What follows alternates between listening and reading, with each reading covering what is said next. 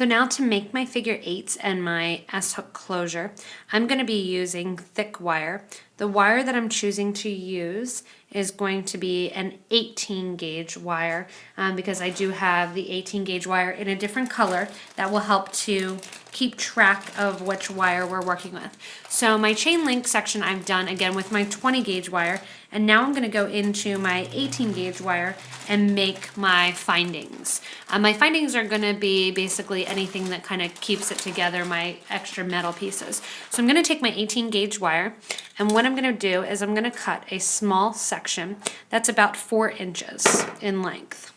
Take my wire cutters. With this, you will notice a little bit of sharp ends, more so because it is a thicker wire. To make my figure eights and my S-hook, basically I'm going to be just making turns in my wire. To do the figure eight, what I'm going to do is I'm going to go into my round nose pliers, and I'm going to hold the wire towards the back of the round nose pliers where I can see the wire, but I can't feel the wire poking out. I'm going to do a simple turn of the wrist, and I'm going to release it, keep turning, and what that's going to do is it's going to make a simple loop. I'm going to put my wire back in my round nose pliers, and at this point what I do is actually face them towards me. I want my loop off to the left, and I want my straight piece coming straight down through the middle. I'm going to close it, and I take the wire around the other side of the round nose pliers. Slide it out without opening it too much, and what that's going to do is make my little figure eight. I put it back on my pliers and kind of close up that loop a little bit. You don't have to do this step, but you can. And then I'm going to go in with my wire cutters. I'm going to cut off the extra wire. Again, I'm going to cut the flat side closest to my project. And I'm going to cut off that extra wire. What I can do then is choose to hammer down my little section of my figure eight. If I'm using an 18 gauge, I generally do hammer 16. It's kind of up to you. The smaller the figure eight, the less you need to hammer because it's not going to have as much area and resistance to open. On the other side of my figure eight, so I have my figure eight, and to open it and close it, I kind of pull up into the side. I'm going to link it onto one side of my 4 beads, and I'm going to close it up. And then at that same point, I'm going to kind of close up and make sure that this is closed on this side. So I have my figure eight on one side of my project. I could have also used these figure eights to link my beads and my little links together.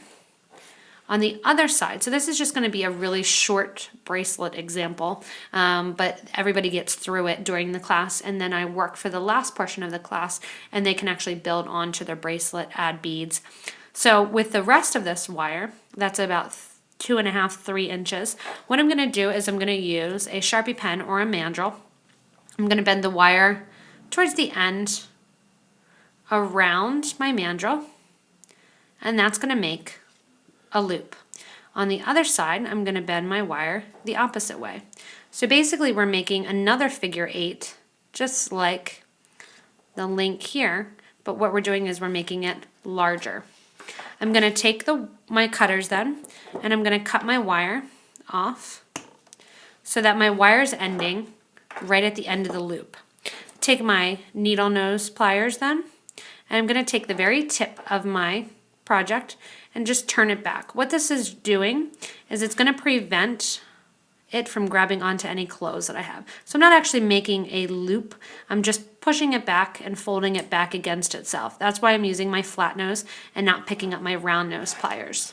I'm going to do this on both sides, and then I can hammer down this clasp on a hammering block and mallet if I want. Again, 16 gauge, I generally say it's up to you. 18 gauge, I do hammer. Hammering is going to make it stiffer and a little bit stronger. And then this figure eight S-hook is going to be on the other side of my project.